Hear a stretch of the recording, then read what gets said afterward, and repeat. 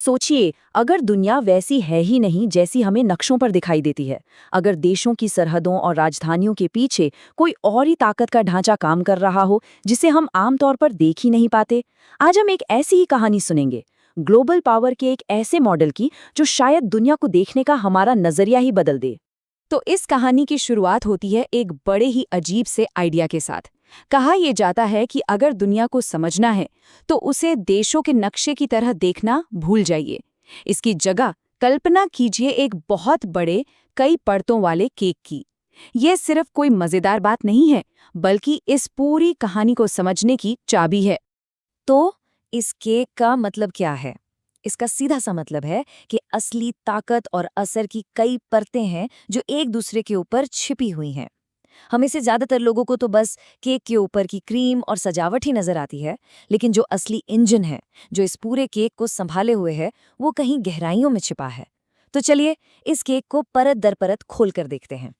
इस कहानी के कह सकते हैं कि 4 मुख्य किरदार हैं, या यूं कहें कि इस केक की 4 खास परतें हैं। और ये चारों परतें एक दूसरे से इस तरह जुड़ी हैं कि ये मिलकर एक ऐसा सिस्टम बनाती हैं जो पूरी दुनिया को चलाता है। ये काम कैसे करता है, बस यही समझना इस कहानी का असली मकसद है। तो ये रहा उस सिस्टम का पूरा ढांचा। सबसे अंदर मतलब केक के बेस में है द मसल, यानी असली रॉ पावर। उसके ठीक ऊपर बैठे हैं द गेम मास्टर्स, जो सारा पैसे का खेल चलाते हैं। फिर आती है निष्पक्षता की एक परत, जो एक तरह के मुखौटे का काम करती है। और सबसे ऊपर, जिसे हम सब देखते हैं, वो है कहानीकार। कहानी शुरू होती है सबसे अंदर वाली परत से। केक के बिल्कुल सेंटर में है द मसल। इसे आप एक तरह से दुनिया का बाउंसर या पुलिस समझ सकते हैं। ये वो जबरदस्त मिलिट्री ताकत है जो ये पक्का करती है कि सिस्टम के बनाए हुए नियमों को कोई तोड़े नहीं। और इस मॉडल के हिसाब से कई दशकों से ये भूमिका अमेरिका निभाता आ रहा है। यही वो बुनियाद है जिस पर बाकी की सारी परतें टिकी हुई हैं। मसल के ठीक ऊपर आती है दूसरी और शायद सबसे शक्तिशाली परत, द गेम मास्टर्स। अच्छा, ये वो लोग हैं जो सीधे लड़ने नहीं जाते, लेकिन ये समझ लीजिए कि स्टेडियम के मालिक वही हैं। ये हैं दुनिया के बड़े बड़े बैंक, फाइनेंशियल इंस्टीट्यूशंस और इन्वेस्टर्स। पैसे का बहाव किधर जाएगा, कौन सा देश ऊपर उठेगा और कौन सा नीचे गिरेगा, ये सब असल में वही तय करते हैं। खेल के नियम भी वही लिखते हैं। अब देखिए, मजेदार बात यह है कि कोई भी ऐसे खेल का हिस्सा नहीं बनना चाहता जहां नियम साफ साफ किसी एक टीम की तरफ झुके हुए हों। इसीलिए तीसरी परत की जरूरत पड़ती है, निष्पक्षता का मुखौटा। यूएन हो गया, वर्ल्ड ट्रेड ऑर्गेनाइजेशन हो गया, ये सारी संस्थाएं दुनिया को ये यकीन दिलाती हैं कि सब कुछ नियमों के हिसाब से और पूरी पारदर्शिता के साथ हो रहा है। ये इस पूरे सिस्टम को एक जायज चेहरा देती है। और आखिर में आती है केक की सबसे ऊपरी सबसे खूबसूरत परत, उसकी फ्रॉस्टिंग, द स्टोरी टेलर्स, यानी कहानीकार। ये है मीडिया, हॉलीवुड, यूनिवर्सिटीज, हमारी पूरी संस्कृति। ये हमें वो कहानियां सुनाते हैं, वो आइडियाज देते हैं जो हमें इस सिस्टम को नॉर्मल और सही मानने पर मजबूर कर देते हैं। ये एक तरह का गोंद है जो लोगों को इस व्यवस्था से जोड़े रखता है। लेकिन हर कहानी में एक ट्विस्ट तो आता ही है, और इस कहानी का ट्विस्ट ये है कि केक का जो सबसे जरूरी हिस्सा था, उसका बेस, द मसल, अब उसमें दरारें आने लगी हैं। वो इंजन जो दशकों से इस सिस्टम को पावर दे रहा था, अब वो अंदर से खोखला हो रहा है, और खतरा ये है कि वो फेल हो सकता है। पर ये कमजोरी आ क्यों रही है? इसे समझने के लिए ये एनालॉजी कमाल की है। जरा सोचिए एक फायर ब्रिगेड के बारे में, जिसका काम है आग बुझाना, लेकिन उसे पैसा मिलता है आग लगने पर। तो धीरे धीरे क्या वो चाहेगा कि शहर में आग लगना बंद हो जाए, या फिर वो ये चाहेगा कि छोटी मोटी आग लगती रहे ताकि उसका बजट बढ़ता रहे? बस यही कहानी मिलिट्री इंडस्ट्रियल कॉम्प्लेक्स की है।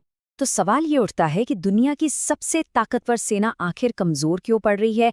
इस मॉडल के मुताबिक इसकी वजह है पैसे का एक ऐसा खेल जो कभी खत्म नहीं होता, एक ऐसा चक्रव्यूह जिसमें अकुशलता और करप्शन ने मिलकर सिस्टम की नींव को ही हिलाकर रख दिया है। तो इसके 3 बड़े कारण बताए जाते हैं। पहला, अब युद्ध जीतने के लिए नहीं बल्कि चलते रहने के लिए लड़े जाते हैं, ताकि कंपनियों को लगातार कॉन्ट्रैक्ट और पैसा मिलता रहे। दूसरा है लीकी बकेट प्रॉब्लम, मतलब छेद वाली बाल्टी की समस्या। सरकार खरबों डॉलर इस बाल्टी में डाल तो रही है, लेकिन वो लीक होकर कहीं और ही जा रहा है, और तीसरा, सिस्टम में घुसा हुआ भ्रष्टाचार, जहां लॉबिंग के जरिए नाकाबिल लोगों को भी बड़े-बड़े ठेके मिल जाते हैं। इन सब में से ये जो छेद वाली बाल्टी की कहानी है ना, ये शायद सबसे ज्यादा हैरान करने वाली है। ये हमें दिखाती है कि पैसों की बर्बादी किस लेवल पर हो रही है, एक ऐसे स्केल पर जिसकी हम कल्पना भी नहीं कर सकते। जरा ये आंकड़ा देखिए, 2.3 ट्रिलियन डॉलर्स, मतलब ये समझना भी मुश्किल है कि ये कितना पैसा होता है। और कमाल की बात यह है कि 2001 में हमलों से ठीक एक दिन पहले खुद पेंटागन ने ये माना कि इतने बड़े अमाउंट का उनके पास कोई हिसाब किताब ही नहीं है। पैसा कहाँ गया, कैसे खर्च हुआ, किसी को कुछ नहीं पता। तो ये है उस लीकी बकेट का असली साइज। और अब हम कहानी के उस मोड़ पर आ गए हैं जहां से सब कुछ बदल सकता है। तर्क ये दिया जाता है कि जब पुराना मसल इतना महंगा, भ्रष्ट और बेकार हो चुका है, तो गेम मास्टर्स यानी वो ताकतें जो दुनिया को चला रही हैं, वो अब चुपचाप नहीं बैठेंगी। वो अपने इस सिस्टम की सुरक्षा के लिए एक नया, ज्यादा भरोसेमंद गार्ड ढूंढ रही हैं। और ये नया रक्षक कौन हो सकता है? यहाँ पर एक बहुत ही चौंकाने वाला और सीधा इशारा किया गया है। दावा ये है कि खासकर मिडिल ईस्ट जैसे इलाके में, जहां सिस्टम के हित सबसे ज्यादा दांव पर हैं, अमेरिका की जगह अब इजराइल को नए मसल या रीजनल प्रोटेक्टर के तौर पर तैयार किया जा रहा है। ये एक बहुत बड़ा दावा है जो इस मॉडल के लॉजिक का सीधा नतीजा है। तो इस पूरी कहानी से, इस केक वाले मॉडल से हमें आखिर क्या समझना चाहिए? इस पूरे विश्लेषण का जो सार है, वो एक आखिरी सवाल में छिपा है। और ये सवाल हमें इस मॉडल के मूल तर्क को एक बिल्कुल अलग नजरिए से देखने पर मजबूर करता है। तो कहानी के अंत में हम इस सवाल पर आकर रुकते हैं। सोचिए, अगर पूरी दुनिया एक बड़ी सी स्पोर्ट्स लीग है और साम्राज्य यानी मसल उसका सिक्योरिटी गार्ड है, जिसका काम ये देखना है कि खेल नियमों के हिसाब से हो, तो उस पूरी लीग का भविष्य क्या होगा जब वो सिक्योरिटी गार्ड खुद ही भ्रष्ट हो जाए, मैच फिक्सिंग में शामिल हो जाए और अपना काम करना ही छोड़ दे? ये सवाल, ये मॉडल हमारे सोचने के लिए छोड़ जाता है।